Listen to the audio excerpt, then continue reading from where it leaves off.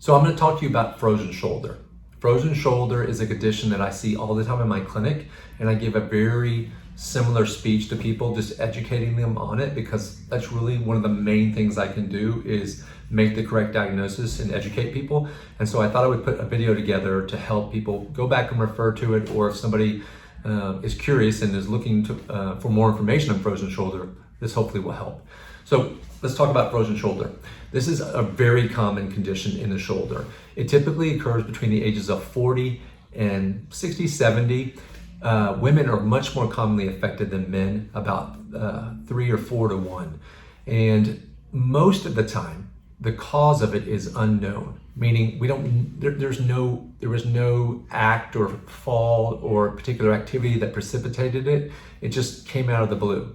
Sometimes people will associate something that's really pretty minimal with the onset. So they'll say, I was on the couch and I yawned, and that's when I remember the pain started. You can see it after surgery. You can see it after an injury, of course, but most of the time it comes on without any of those things.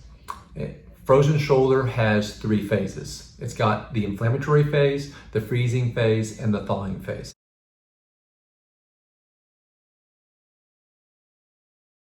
So we're going to go through each one of those. So let's talk about the inflammatory phase. This is the first part of the condition, and it's characterized mainly by pain. Now, pain in frozen shoulder can vary. I've seen patients in my office who are tearing up. They're hurting so bad. They're looking at the MRI results. They're like, hey, let's go after whatever's there, cut the shoulder off, like we have to do something. And then I've seen patients who barely have any pain at all.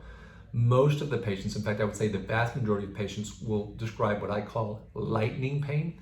And lightning pain is, in my terms, is when you forget that you're having a problem with your shoulder and you reach out suddenly and you have to stop and grab your shoulder because it hurts so bad. And you have to sit there and catch your breath, and it takes 30 seconds for it to settle down. That's lightning pain. Most of the time, the pain that's not there with that type of instance, that's just the low-level background pain that's fairly constant. It's there no matter if you're doing something or not. Very frequent that night pain is a concern for patients. They have trouble sleeping because of their shoulder. So that's the inflammatory phase.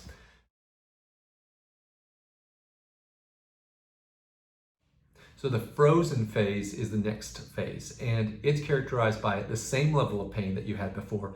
However, you also lose range of motion. And so to varying degrees, again, there's a spectrum. Mild to severe, patients will lose range of motion. So in the most severe forms, patients can barely get their shoulder up. They'll do this Igor type, hunching your shoulder up like this. I call it shrugging. And it's because the ball and socket have literally frozen down. Frozen shoulder is a condition that affects the capsule, and that capsule becomes more tight and restricted. It's not the rotator cuff, it's the capsule. And therefore you can't move the ball and socket normally. So to accommodate for that, you just hike your shoulder blade up and you do this all day. And obviously that restricts your function in your shoulder. It also causes a lot of soreness in the muscles around the trapezius and the back of the shoulder blade because they're working overtime in ways that they weren't designed to work. Patients will say, I can't get to my back belt buckle. I can't get to the top of my head or do my hair easily. These are common daily activity type complaints that are associated with the frozen phase. Now, sometimes the stiffness is much more subtle, and that's where just a trained eye comes into play. Your clinician should look at you and watch you raise both arms up. And if there's a subtle change, so this is let's say the left shoulder in my case is the frozen shoulder. Right's normal, left kind of does this. You kick up your shoulder blade. You can't bring the ball up normally. And so that's a very common condition or way that the shoulder stiffness presents. The other thing you'll see is if this is normal external rotation, they'll have trouble getting up and they can't get back. Finally, with your arms at your side, at normal, can't externally rotate. Those are classic presentations. Typically the pain, if you're going to feel it, is deep inside the shoulder. It's not along the lateral aspect. The lateral side aspect of your shoulder is more consistent with tendonitis or rotator cuff tears.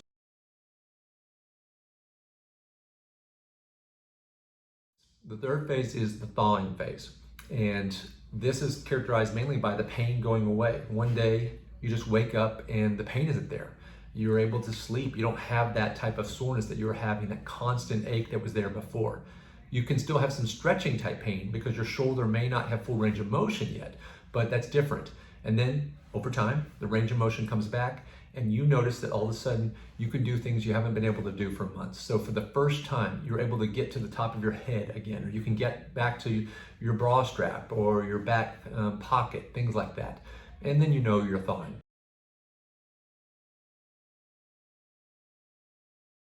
How long does it take to go through 1, 2, and 3 phases? It takes a whole year in general. That's what I tell patients.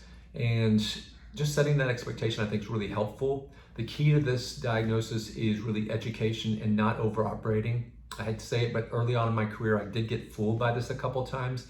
And you're not helping somebody to operate on this. This has to run its course. If you do operate on it, most time it comes right back. And so I don't think I've operated on this in years. If I just help patients get the right diagnosis and then walk them through this and educate them, we can wait this out and it gets better. In the end, patients generally get back to 100%. Now, there are always exceptions, but that's really a good rule of thumb. I tell patients there's really no reason you're not going to be able to do everything you could do before, and you don't typically ever get frozen shoulder again in the same shoulder. You are at higher risk for getting it in the other shoulder if you haven't had it there. That's just because there's probably some genetic predisposition that we're not aware of. Don't worry about other joints. You don't get frozen shoulder, frozen knee, or frozen wrist, or frozen elbow. This only affects shoulders. It's just a strange condition.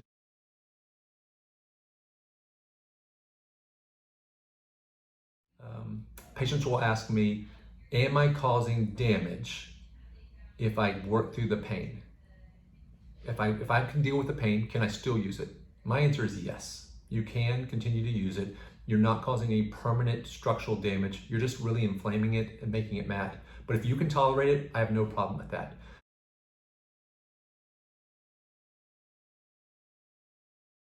Another question that people will commonly ask is, will I be better by next month?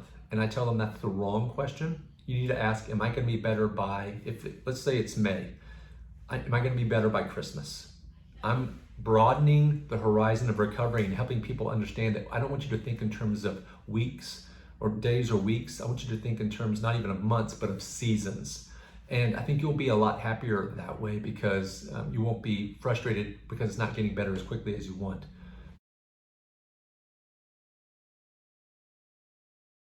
Another question that people ask is there nothing you can do to cure it? And the truth is, I know of nothing that will definitely cure it except for time. There are a lot of wives' tales out there for things that people have found that they thought worked. My question is, were they just getting better anyways and they happened to time it just right? The one thing I will offer my patients is a cortisone injection. I think this really, in fact, I know this can really help the pain that you're having. It won't change your stiffness, but it can take your pain from here to here. And the most common thing that people will say is, I can finally sleep at night. And so it's an optional thing. It's not going to change the course of the disease. It's not going to change the range of motion, as I said. It still has to work itself out, and it just helps it be more tolerable. Like if you have a fever and you take some ibuprofen to bring the fever down, you haven't addressed the underlying virus or infection. You're just treating the symptoms, and the steroid injection is the same. Typically, one injection will last 6 months, and by the time it wears off, most patients have passed that portion of the inflammation and the pain they're having, and they don't need another injection. What about physical therapy? I personally don't like to do a lot of therapy for frozen shoulder during the inflammatory or frozen phases because I think it kind of hurts a lot, and I don't see a lot of response from my patients in that regard. I feel like it's just really torturing them, and so I reserve it for the thawing phase, and I think it does have a role there personally. That said, if you disagree, if it's worked for you, there's no problem in doing that. And as long as you feel like it's helping you, more power to you. Again, no permanent damage done there. And who knows, maybe it is maintaining your range of motion a little bit. And if you feel that way, then I'm happy for you.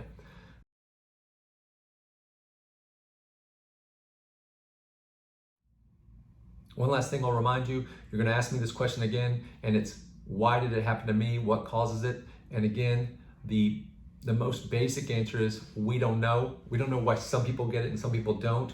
We know some people are predisposed to it if you have diabetes or hypothyroidism, but just because you have those doesn't mean you're ever going to get frozen shoulder, and just because you've got frozen shoulder doesn't mean you have those. And so there's just an association, but it's not a one-to-one correlation and causative factor. So hopefully this helps with frozen shoulder. I wanted just to give you education, and I feel like that's the key.